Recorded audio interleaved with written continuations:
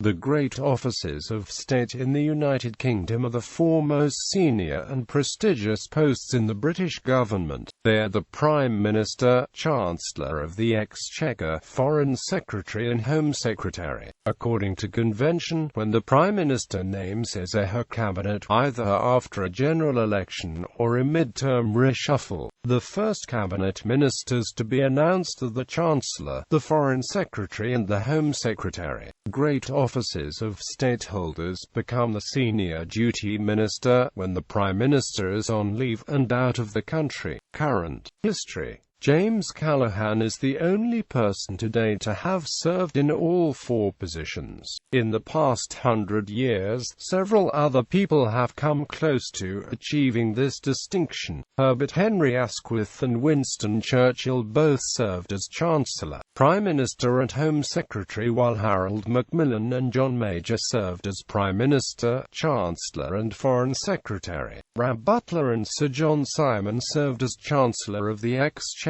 Foreign Secretary and Home Secretary. Two of the great offices of state have often been held simultaneously by one person, most recently by Ramsay MacDonald, Prime Minister and Foreign Secretary in 1924. Arthur Wellesley, the famous Duke of Wellington, is the only person to have held three of the great offices simultaneously, serving as Prime Minister, Home Secretary and Foreign Secretary in the Wellington caretaker ministry.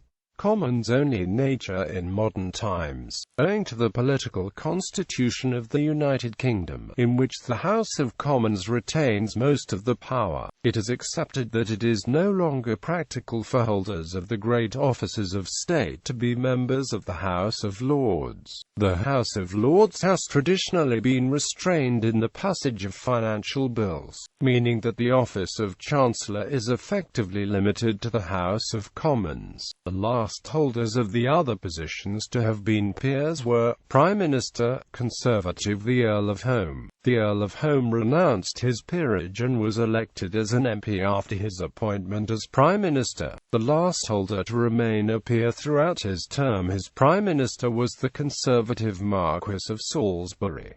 Chancellor of the Exchequer, Whig Lord Denman. Denman only held the post on an acting basis as an ex officio duty of his role as Lord Chief Justice, as did the peer before him, Conservative Lord Tenterden. The last member of the House of Lords to hold the office substantively was Whig Viscount Stanhope. Foreign Secretary, Conservative Lord Carrington. The Lord Carrington is the most recent peer to hold one of the great offices of state. Home Secretary, Conservative Viscount Cave. Sir George Cave was ennobled as the Viscount Cave while serving as Home Secretary in 1918. It is most exceptional that a holder of a great office of state should not hold a seat in Parliament at all, neither in the Commons nor in the Lords.